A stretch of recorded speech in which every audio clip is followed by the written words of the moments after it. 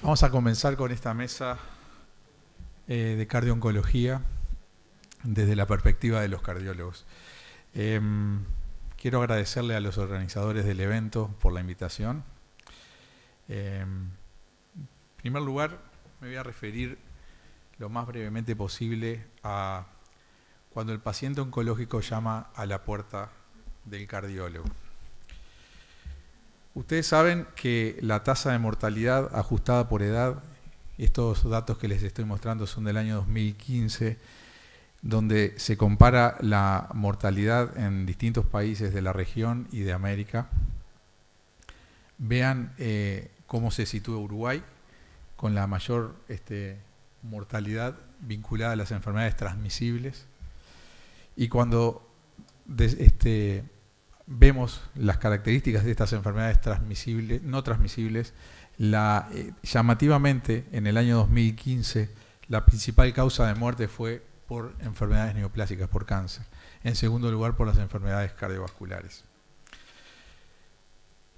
En Uruguay también, datos de Uruguay, el principal cáncer en hombres es el de próstata. El cáncer que genera más mortalidad en los hombres es el cáncer de pulmón, en segundo lugar el de próstata y el colorectal, y en las mujeres la causa que provoca mayor mortalidad en términos de cáncer es el de mama, en segundo lugar el colorectal. El tratamiento oncológico a lo largo de la historia ha ido evolucionando. Yo puse acá 3 eventos fundamentales en la evolución del tratamiento oncológico. En 1960 se empieza a manejar el concepto de la cura del cáncer. En la década de los 90 se le da el primer envión a la mejoría de la sobrevida de los pacientes con enfermedades neoplásicas, y en el 2007 se produce una aceleración del descenso de la mortalidad de estos pacientes. Actualmente tenemos en conjunto, todos los cánceres tienen una sobrevida a 5 años de en torno al 67%. Si lo discriminamos por cáncer de mama, por cáncer de pulmón, cáncer de próstata y de vejiga, vean cómo saltó la sobrevida desde el año 1975 al año 2012. Y cómo la sobrevida aumentada de los enfermos neoplásicos provocan que esta enfermedad empiece a tener un comportamiento de enfermedad crónica y se correlacione porque se combina, porque son las enfermedades cardiovasculares son muy frecuentes y tienen ese comportamiento también de enfermedad crónica, y a su vez interactúan entre ellas porque tanto los tratamientos farmacológicos de las enfermedades cardiovasculares como sobre todo los tratamientos oncológicos inciden en las otras enfermedades. Y muchos pacientes con enfermedades neoplásicas, con algún tipo de cáncer, se terminan muriendo de una causa cardiovascular primaria, por una enfermedad concomitante o por la incidencia, y eso es lo que motiva la mesa de hoy, de los tratamientos oncológicos. Vean este caso. Es la interrelación entre la eficacia y la cardiotoxicidad de la quimioterapia adyuvante en cáncer de mama en la etapa inicial. Y ahí les marco las causas de muerte de pacientes con enfermedad neoplásica, con cáncer de mama, con bajo grado de malignidad y moderado grado de malignidad, o sea, enfermedades no muy agresivas, donde la causa de mortalidad por el cáncer, que es lo que está en gris, de mediana intensidad, es menor que la incidencia de mortalidad por las acciones cardiotóxicas de las antraciclinas. En este caso, en estas columnas, el tratamiento con antraciclinas. Quiere decir que la mortalidad de los pacientes oncológicos puede deberse a la propia enfermedad oncológica del cáncer o puede deberse al tratamiento que nosotros estamos haciendo contra el cáncer, y esa causa de muerte por el tratamiento oncológico es de causa cardiovascular. Cuando ustedes se van a enfermos con mayor agresividad del cáncer y van a la columna de antraciclinas, acá menciono la antraciclina porque es una de las causas, por uno de los tipos de medicación oncológica que más causan cardiotoxicidad. Y vean que la incidencia de cardiotoxicidad siempre es parecida.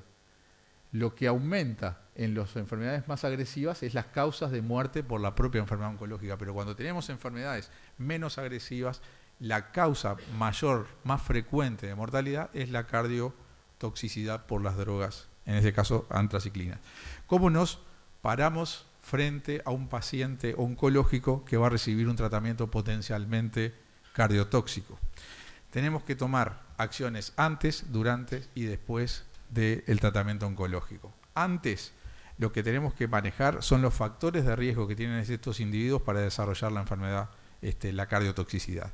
Y las causas más comunes que se asocian a una futura cardiotoxicidad son la dosis acumulada del fármaco oncológico, el sexo femenino, la edad mayor de 65 años o menor de 18 años, la edad más de 50 años en pacientes tratados con trastuzumab. Trastuzumab es un fármaco, un agente monoclonal que se utiliza para el tratamiento del cáncer de mama en pacientes que tienen receptores ER positivos. Y mayor de 65 años para el tratamiento con antraciclinas. La existencia de insuficiencia renal, la coexistencia de radioterapia o combinación de fármacos oncológicos cardiotóxicos, la preexistencia de factores de riesgo cardiovascular como los clásicos, diabetes, hipertensión arterial, una cardiopatía ya estructural ya presente o factores genéticos. Todos esos datos los tenemos que tener presentes cuando estamos evaluando un paciente que va a recibir un tratamiento oncológico potencialmente cardiotóxico. Acá les muestro las clásicas tablas de evaluación de riesgo cardiovascular. Este es el score que nos habla de la mortalidad cardiovascular a 10 años en función de los valores de colesterol, hipertensión arterial, discriminados por edad, hombres, mujeres, fumadores o no fumadores. Y además de establecer el riesgo por la edad, el sexo, la presencia de tabaquismo, hipertensión, dislipemia, obesidad y sedentarismo, hoy tenemos que poner a nuestras tablas de riesgo cardiovascular el antecedente de quimioterapia o de radioterapia. Esta es la pirámide de manejo del riesgo cardiovascular en pacientes que van a recibir un tratamiento oncológico potencialmente cardiotóxico. Los pacientes que están en la base de la pirámide, que tienen riesgo bajo, son aquellos individuos menores de 65 años que tienen uno o ningún factor de riesgo cardiovascular, que se encuentran asintomáticos, y en ese grupo de pacientes lo que tenemos que hacer antes de iniciar la quimioterapia es optimizar el estilo de vida. En el medio tenemos un grupo de pacientes de riesgo moderado. Son aquellos que tienen más de 2 factores de riesgo cardiovascular, tienen una probabilidad de enfermedad cardiovascular a 10 años mayor a 5%. Estos individuos hay que optimizar el control de estos factores de riesgo cardiovascular con estilo de vida, con fármacos dirigidos a esos factores de riesgo y sobre todo poner énfasis, porque estos tienen mayor riesgo de desarrollar cardiotoxicidad, en el diagnóstico precoz de la cardiotoxicidad una vez iniciado el tratamiento oncológico. Y por último, el grupo que está en el vértice de la pirámide son individuos que ya tienen enfermedad cardiovascular concomitante. Estos son los pacientes que tienen mayor riesgo de desarrollar cardiotoxicidad y estos son los principales pacientes que deberían ser derivados al cardiólogo. Además de las características del individuo que va a recibir el tratamiento el tratamiento oncológico, debemos conocer qué drogas, qué fármacos van a ser utilizados en el tratamiento, porque no todas las drogas operan de la misma manera en términos de cardiotoxicidad.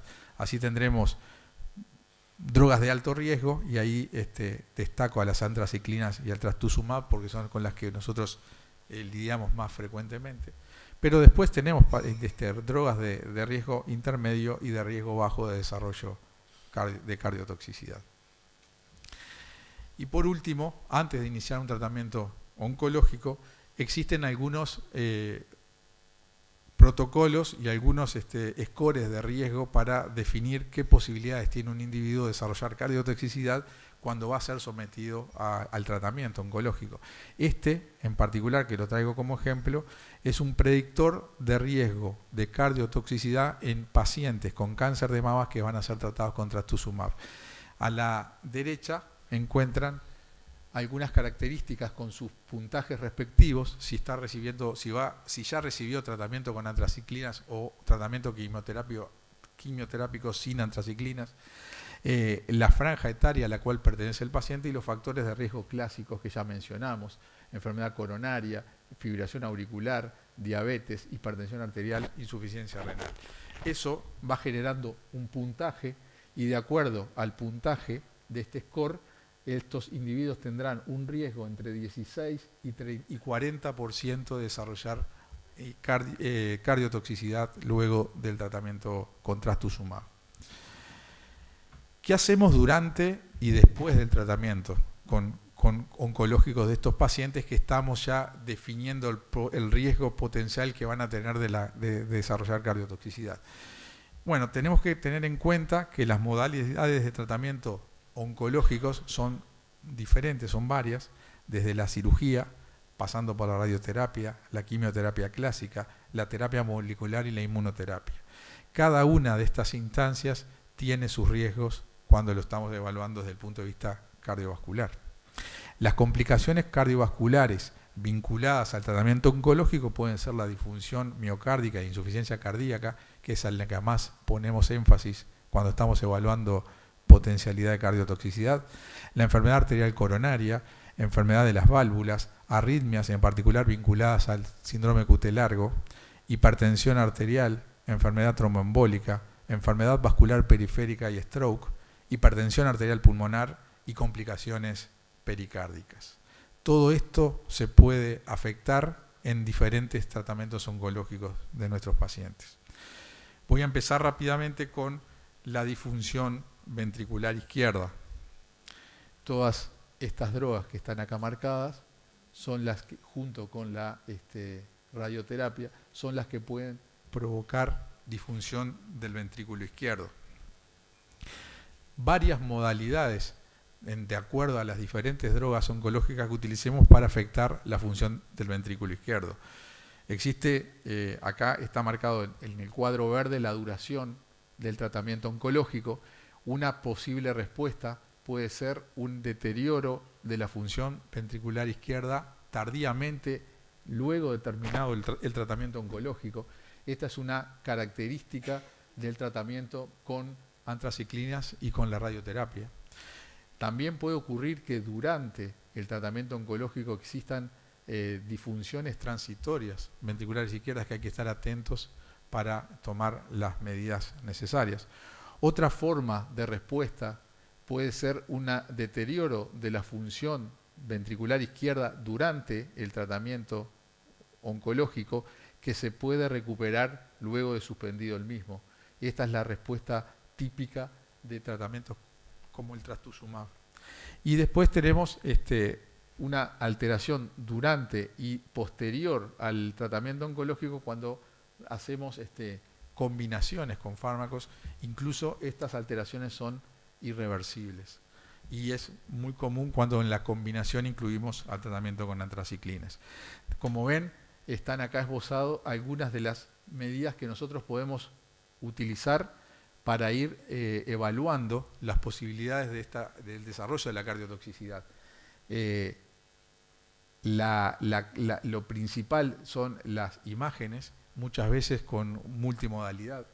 También existe la posibilidad de usar marcadores como las troponinas o el ProBNP, que pueden definir la lesión miocárdica y ponernos en la pista de que se está desarrollando una cardiotoxicidad y una posible disfunción ventricular izquierda con la consiguiente incluso insuficiencia cardíaca severa y muerte de los pacientes.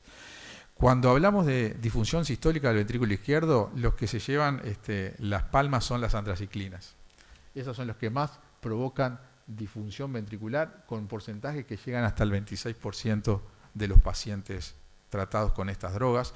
Así también el otro fármaco que suele tener índices altos de incidencia de cardiotoxicidad es el trastuzumab. Las herramientas de detección de cardiotoxicidad, acá no voy a ser muy extenso porque tenemos una charla a continuación del Dr. Lowenstein que nos va a aportar mucha información sobre esto, pero es el ecocardiograma evaluando la función ventricular con caídas del 10% o más de la función basal, el tren global longitudinal, que también con caídas de 15% más respecto al basal nos habla de elementos de cardiotoxicidad significativas. La resonancia nuclear magnética, que es una alternativa a otras técnicas, que nos muestra signos precoces de cardiotoxicidad y que muchas veces el problema es la disponibilidad.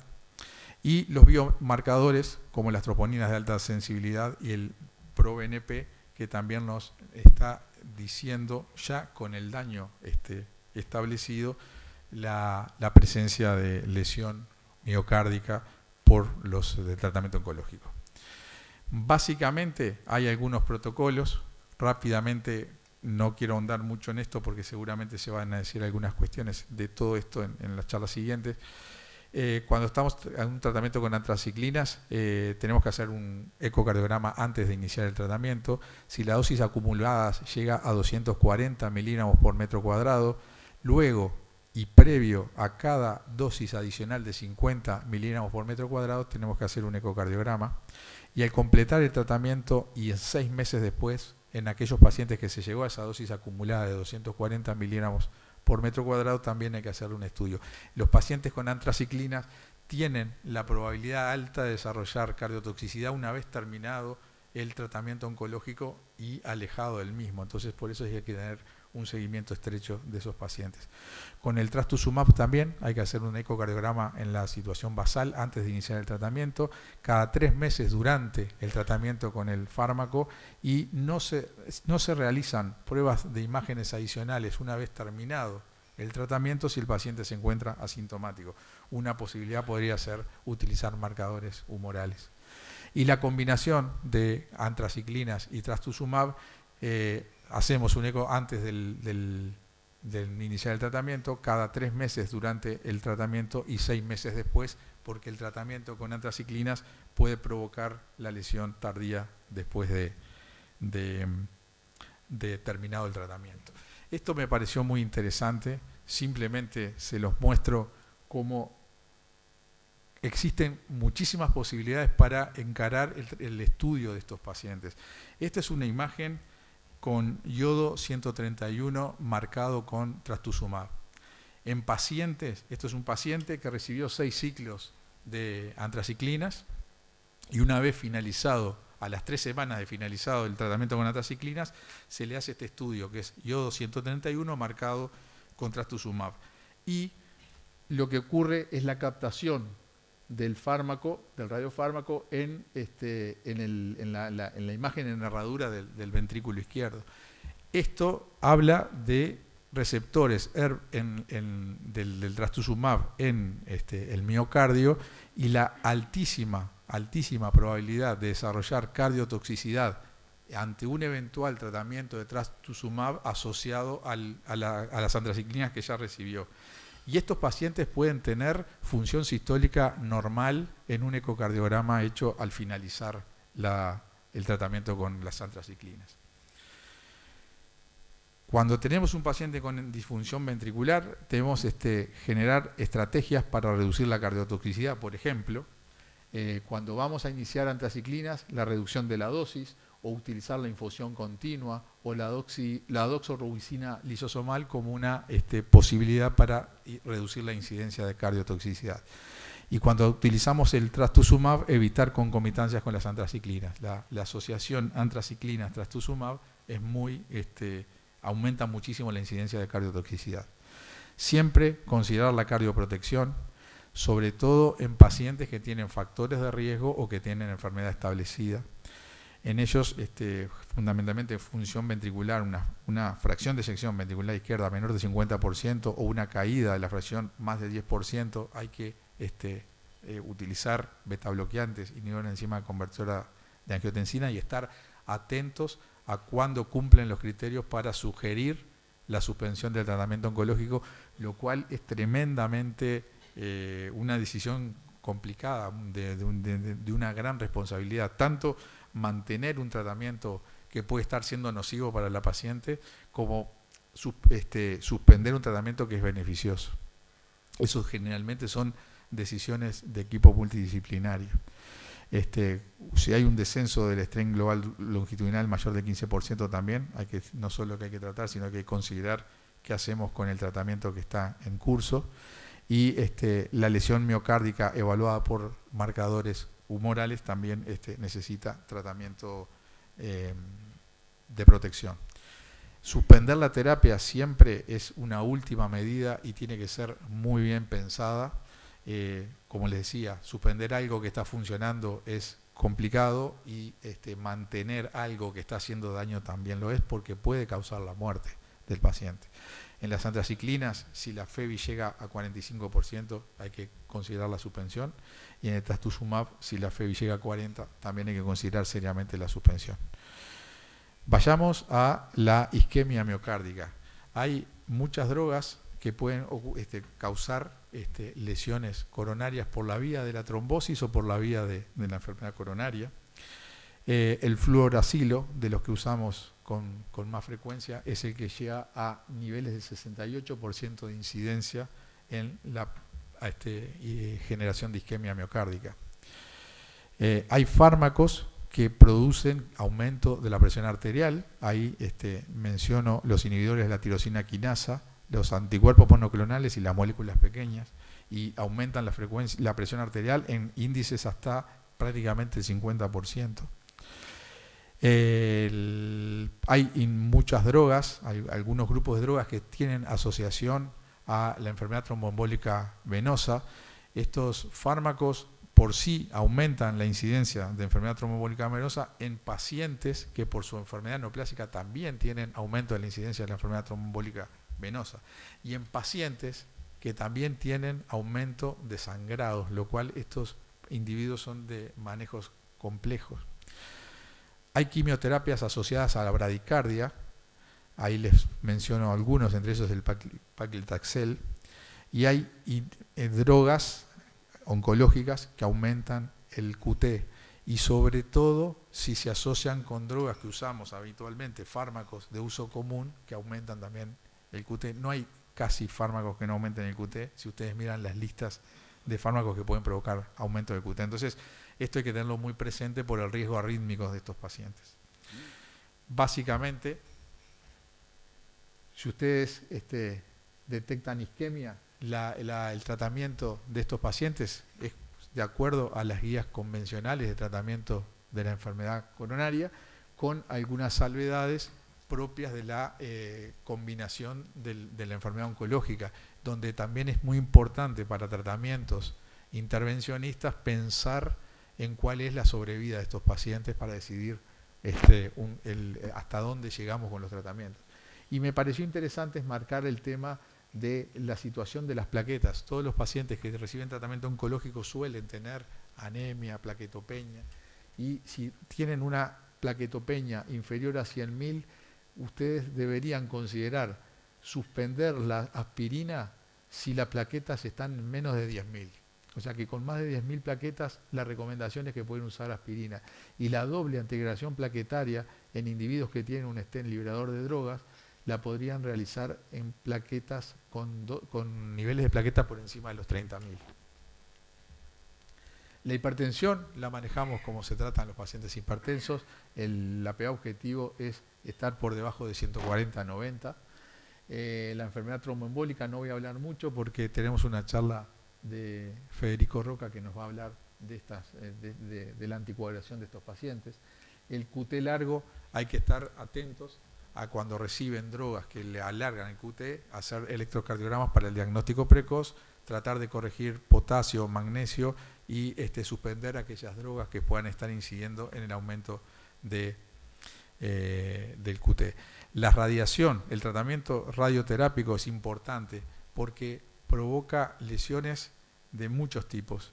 La radioterapia puede alterar el pericardio, puede afectar a las válvulas, puede afectar a las coronarias y puede afectar a todas las, si es una radioterapia torácica, puede afectar a todas las estructuras del mediastino y del tórax, que pueden afectar, a su vez comprometer tratamientos futuros que hagamos a nivel intervencionista. Ahí tienen la incidencia de la afección del pericardio, que puede llegar al 30%, la enfermedad coronaria al 85%, trastornos de la conducción o incluso afección miocárdica. Y las valvulopatías incluso pueden desarrollarse hasta 20 años después de haber recibido el individuo el tratamiento con radioterapia. Conclusiones de lo que acabo de decir, a modo de 10 mandamientos. Evaluar el riesgo de enfermedad cardiovascular antes de iniciar el tratamiento. Determinar el riesgo cardiovascular de las drogas oncológicas y sus combinaciones. Es importante el diagnóstico y tratamiento precoces de la cardiotoxicidad. Hay que utilizar las herramientas adecuadas en forma individualizada. Suspender un tratamiento oncológico efectivo es una gran responsabilidad, no hay que tomarlas nunca solos, esas decisiones. Mantener un tratamiento oncológico nocivo es una gran responsabilidad. No olvidar el riesgo cardiovascular de la radioterapia. El diagnóstico y tratamiento no terminan con la finalización del tratamiento oncológico. Existen posibilidades, sobre todo con antraciclinas, de desarrollar afección miocárdica hasta 6 meses o más después, y en radioterapia hay afecciones hasta 10 y 20 años después del tratamiento. Ejercer una cardiovigilancia activa, y la cardiotoxicidad es un problema multidisciplinario. Los cardiólogos tenemos que acostumbrarnos a hablar con los oncólogos, y los oncólogos se deberán acostumbrar a hablar con nosotros, los cardiólogos. Muchas gracias.